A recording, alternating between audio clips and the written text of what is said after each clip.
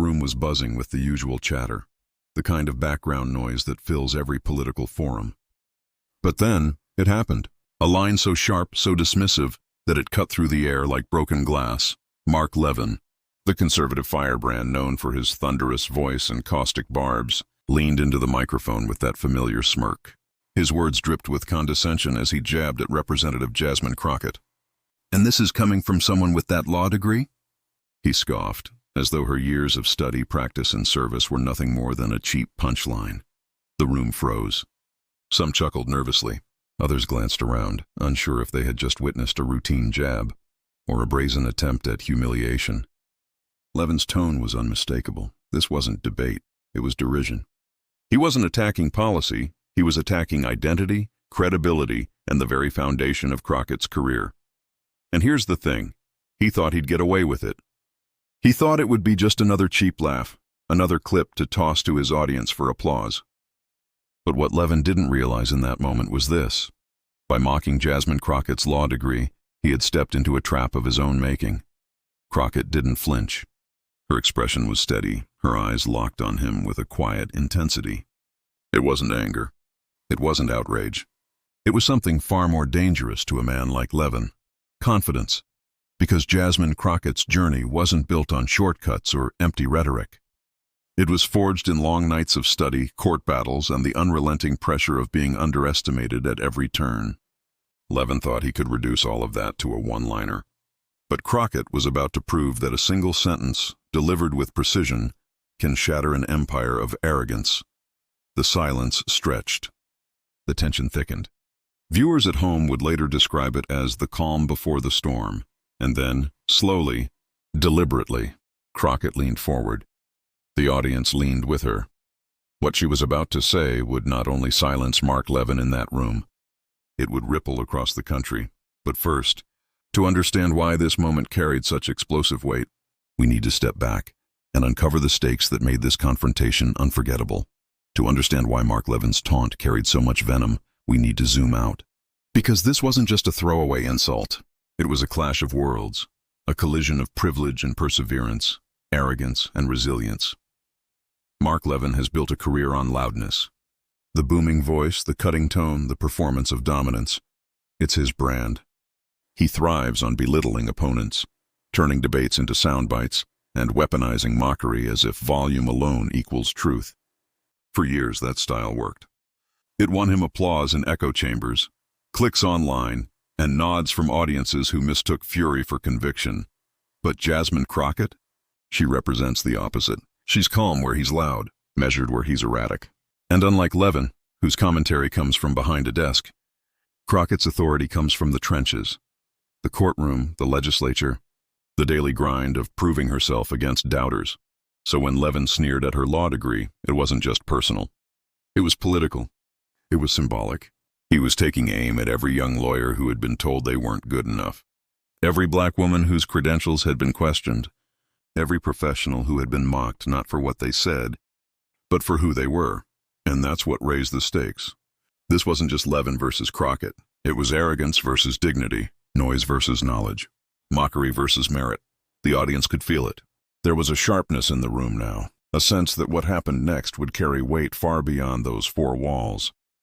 People leaned in, not just to hear Crockett's response, but to witness whether years of condescension would finally meet their match.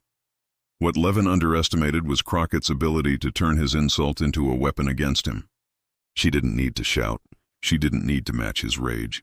All she needed was composure and the truth.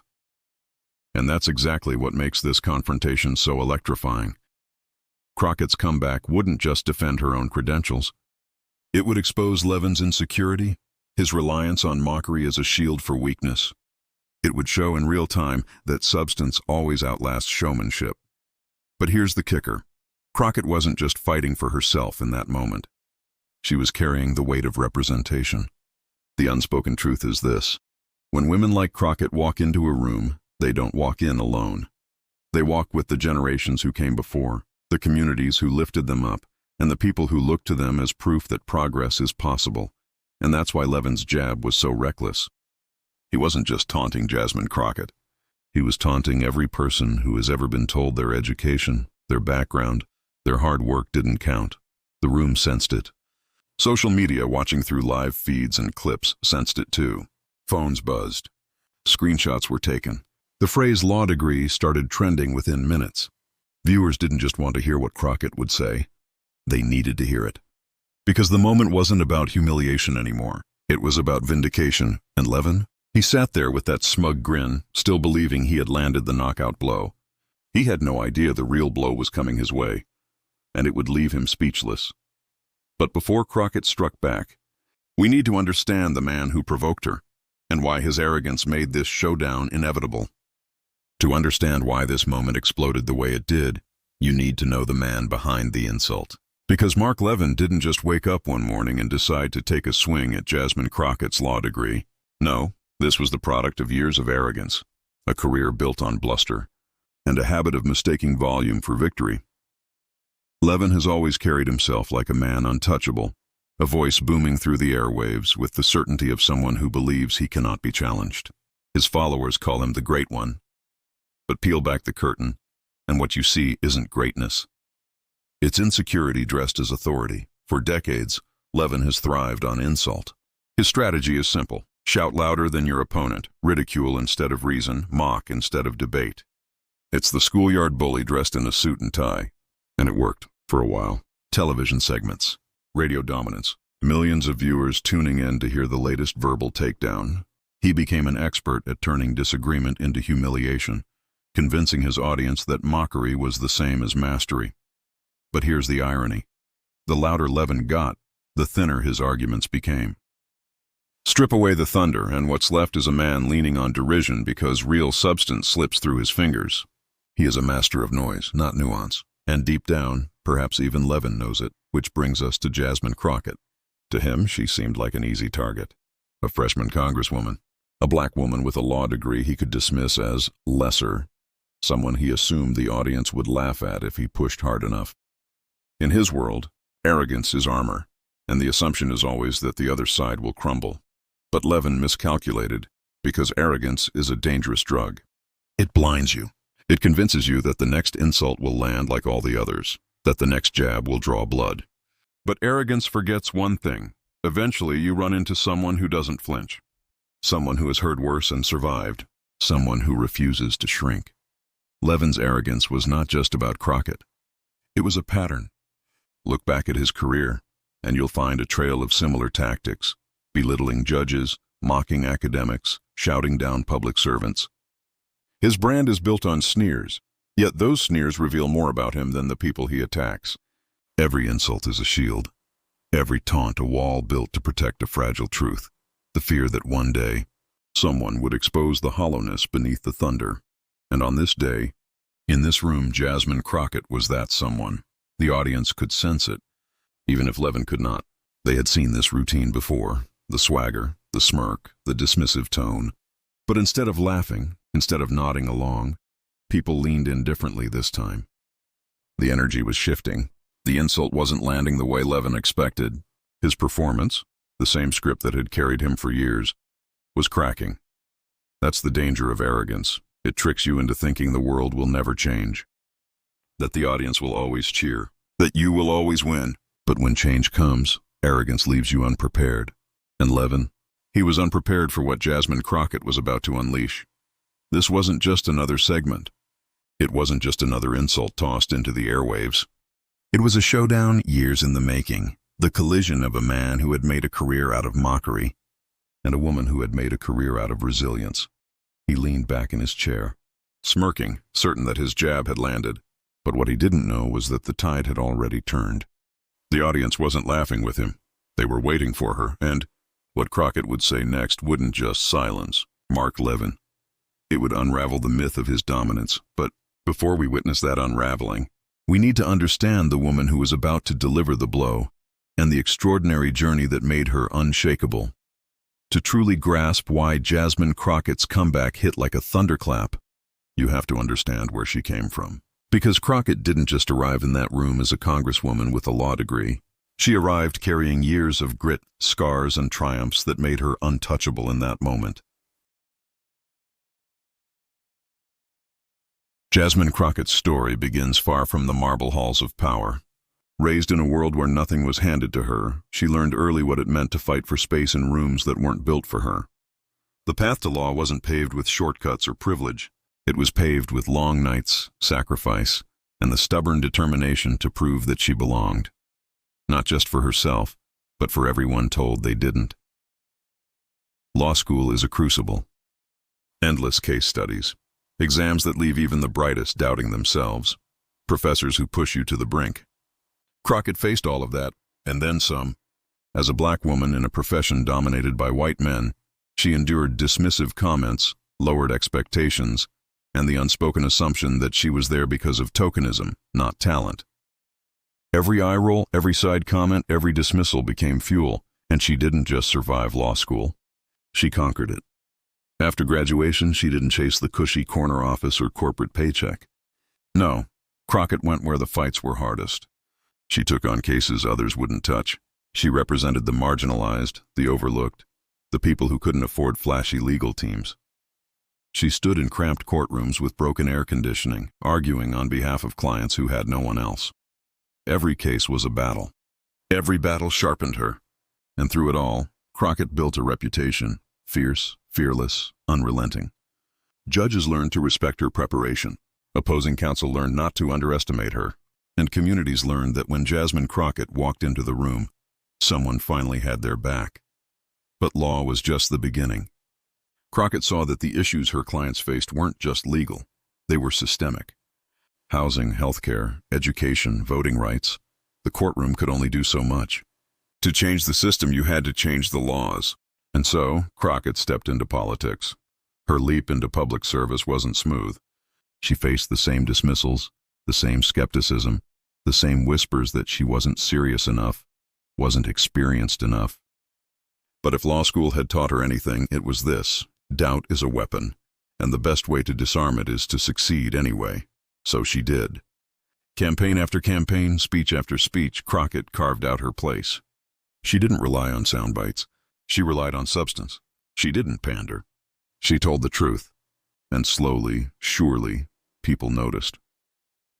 By the time she stepped onto the national stage, Crockett carried with her not just a resume, but a legacy.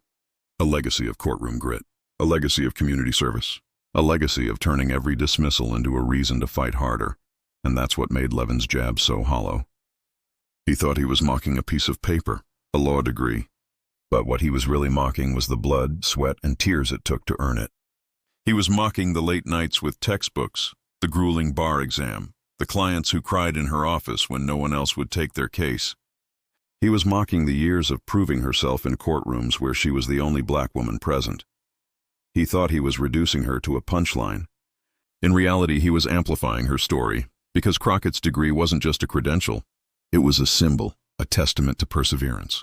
A declaration that no amount of mockery could erase. And in that room, in that moment, every ounce of her journey stood behind her like an army. So when she sat silently as Levin smirked, she wasn't frozen. She was calculating. She was remembering. She was summoning the years of experience that had taught her exactly how to deal with men like him. Her silence wasn't weakness. It was power. And soon, that power would be unleashed in a way Levin never saw coming. The irony was thick. The very thing Levin thought would diminish Crockett was about to destroy him. Because while he sneered at her law degree, the truth was this: that degree had armed her with weapons he couldn't match. Discipline, strategy, precision. And above all, the ability to land a blow so devastating that the room itself would gasp.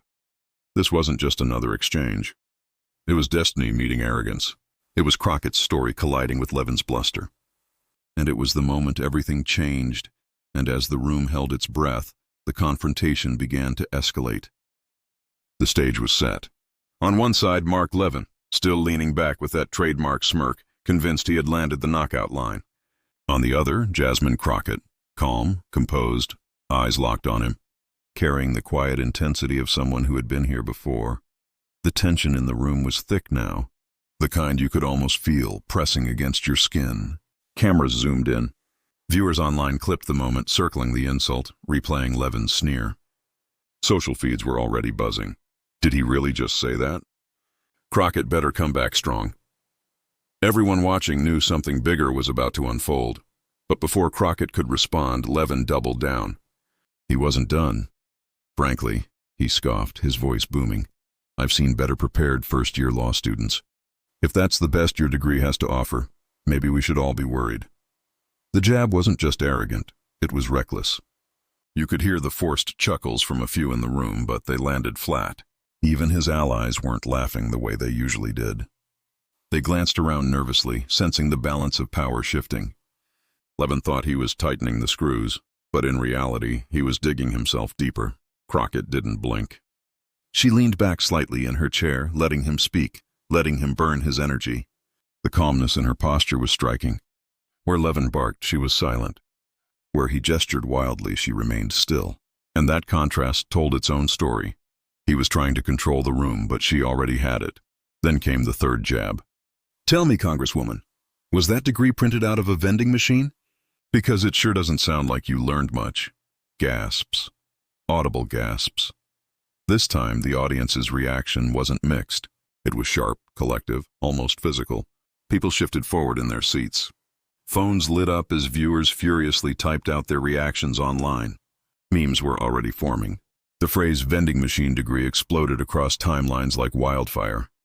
Levin grinned, thinking he had scored big. But he didn't notice the silence that followed wasn't laughter. It was expectation. It was the pause before impact. Crockett finally moved. Slowly, deliberately, she leaned forward, resting her elbows on the table. Her eyes never left Levin's. The silence stretched. And in that silence, something shifted. The room no longer belonged to him. It belonged to her.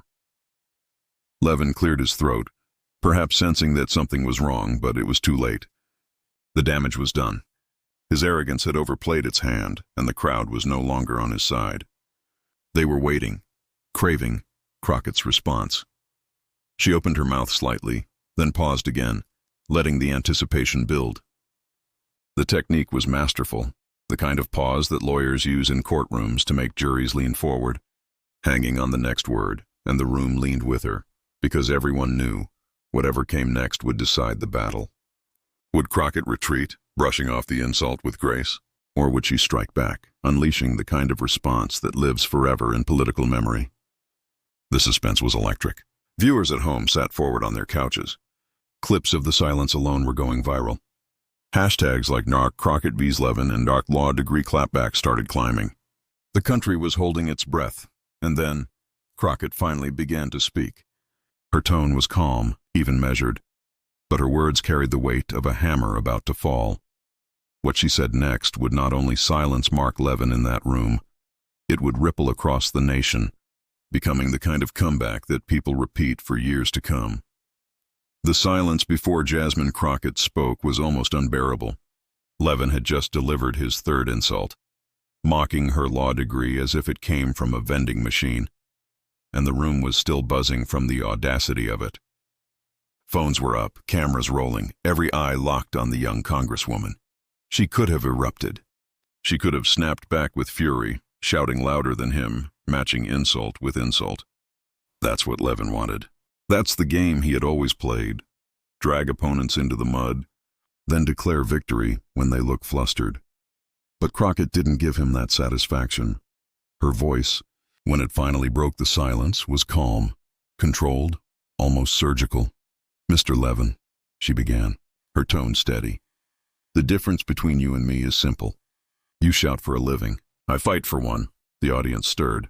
A murmur rippled through the room. Levin blinked, thrown off by her composure.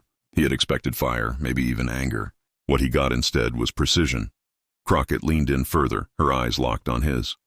You've mocked my degree as if the years I spent in law school, the nights I worked 2 jobs just to stay enrolled, and the hours I spent preparing cases in courtrooms don't count.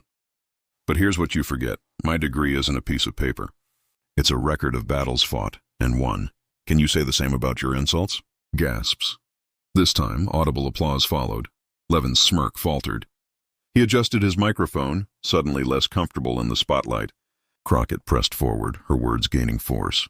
I didn't inherit a platform. I built mine. I didn't sit in a cushioned studio chair, yelling into the airwaves for applause. I stood in front of judges, juries, and clients who had everything on the line. And I won. Again and again, the crowd erupted. The power in the room had shifted completely. What was once Levin's stage now belonged to her. Levin tried to interject, but Crockett raised a hand slightly, silencing him without raising her voice.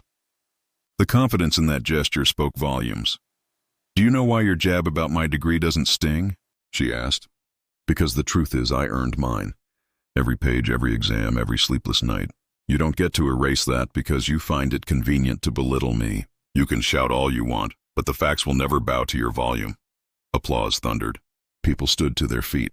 The cameras captured Levin's face, red, tight-lipped, clearly scrambling for a comeback, but finding none. Crockett wasn't done. She was building toward something bigger. "You call it a vending machine degree," she continued, her voice rising now with righteous energy. "But let me tell you what came out of that so-called machine. Housing rights defended, wrongful convictions overturned, working families protected, and communities represented.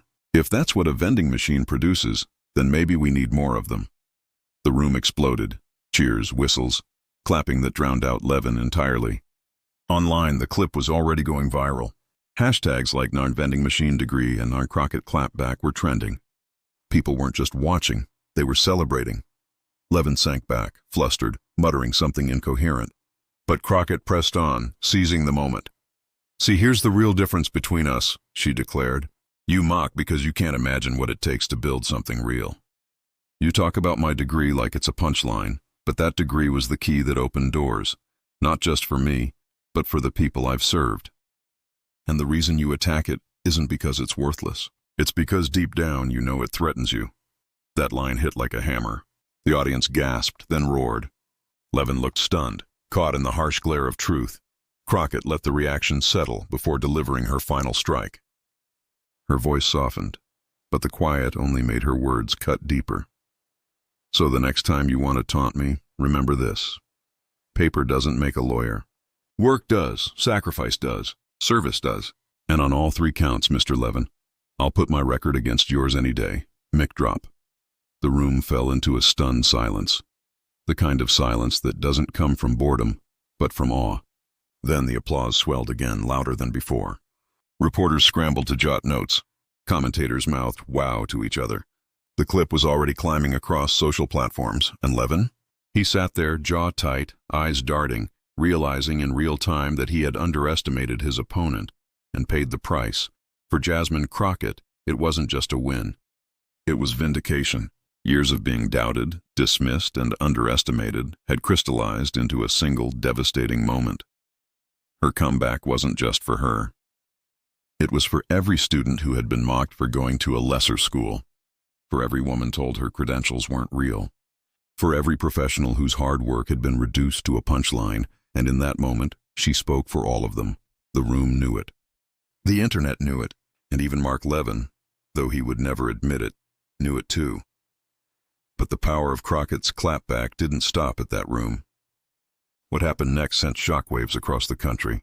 The moment Jasmine Crockett dropped her final line, "Paper doesn't make a lawyer. Work does, sacrifice does, service does." It was as if a switch had been flipped. The room wasn't just applauding anymore. They were erupting. Standing ovations rolled through the audience like waves. Some people whistled, others pounded the tables. Even a few reporters who usually keep their cool couldn't help but grin and clap along. Mark Levin sat stiff in his chair, his hands clenched on the table. The smugness was gone. What replaced it was something rare for him: silence, and then the cameras took over. Within minutes, the clip was everywhere. Twitter, Instagram, TikTok, YouTube Shorts. The footage spread like wildfire. One clip alone hit 2 million views in under an hour. By the end of the night, it was pushing 20. The hashtags told the story. Vending machine degree, a mocking phrase Levin had thrown out in arrogance, was now trending worldwide, reclaimed as a badge of honor. Crockett clapped back. People couldn't get enough of the precision in her delivery. Levin silenced, blunt, brutal, and impossible for his fans to spin. Commentators jumped on the story. On one side of the political spectrum, they hailed it as a textbook example of standing tall against arrogance. On the other, they scrambled to downplay it, insisting Levin had been taken out of context or that Crockett had been too emotional. But the footage didn't lie. It showed a calm, collected woman dismantling a man who tried to belittle her. News outlets ran with it. CNN called it the clapback of the year. MSNBC labeled it a masterclass in composure under fire. Even normally staid newspapers couldn't resist framing it dramatically. Crockett turns Levin's taunt into national moment. And then came the memes, screenshots of Levin's stunned face, side by side with Crockett's cool delivery. TikTok edits layering dramatic music over her comeback. One viral post showed a vending machine with Crockett's face on it, spitting out diplomas stamped 100% legit. The internet had chosen its winner, and it wasn't even close. But it wasn't just online theatrics. The moment carried real weight in political circles.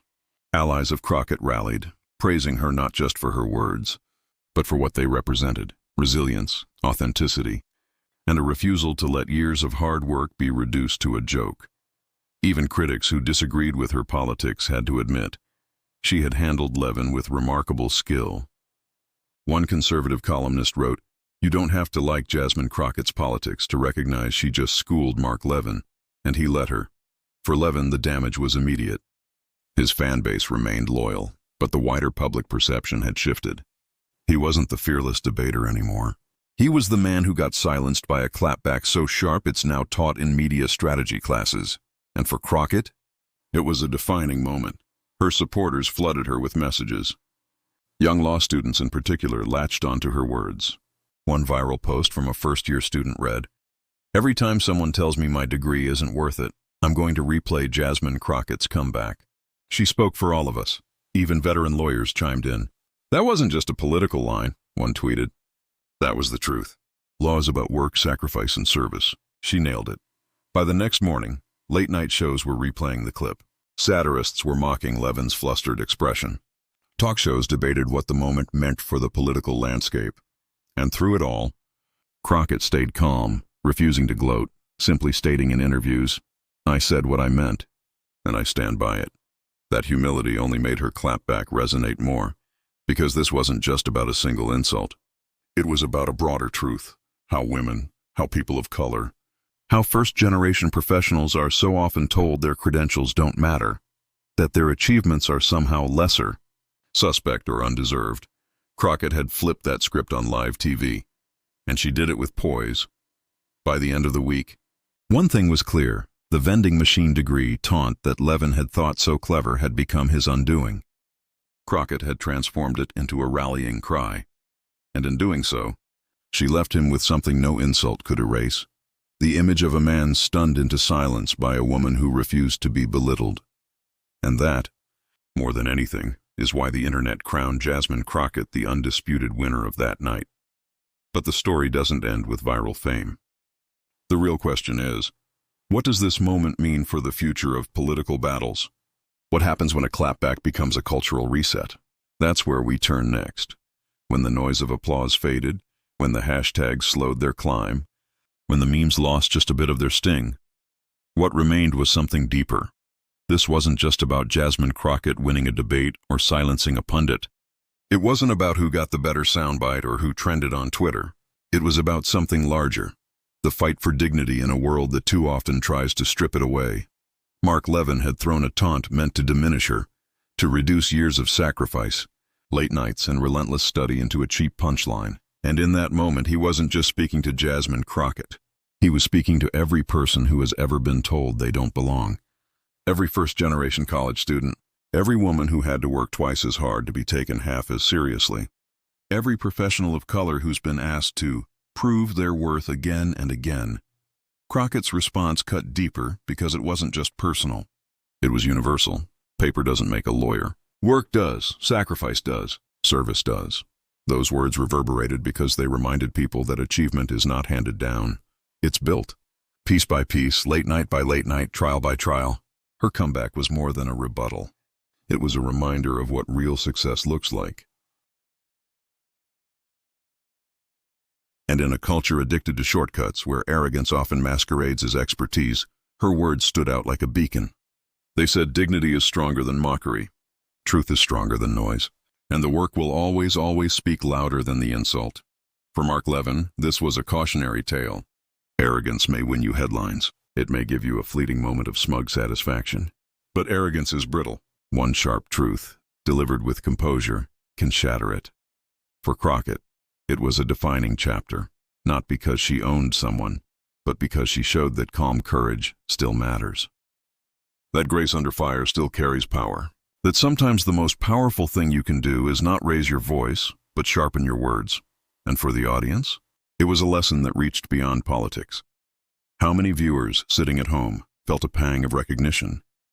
The student doubted by professors, the employee dismissed by their boss, the immigrant told their credentials weren't valid, the parent who worked 2 jobs to put their kids through school, only to be mocked by those who never knew struggle.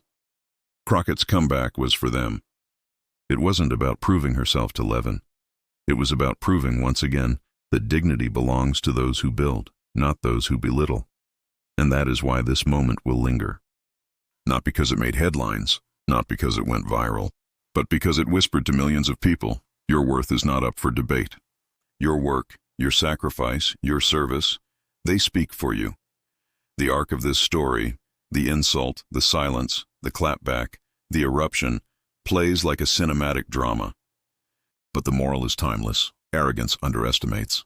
Dignity endures, and in the end, America doesn't rally around arrogance. It rallies around resilience. It rallies around people who rise when others try to push them down. Jasmine Crockett's comeback wasn't just a political moment. It was a cultural reset, a reminder that yes, words can sting, but they can also heal. They can cut down, or they can lift up. And when wielded with courage, they can turn an insult into inspiration. Because history doesn't remember the sneers, it remembers the stand. And on that night, Jasmine Crockett stood tall.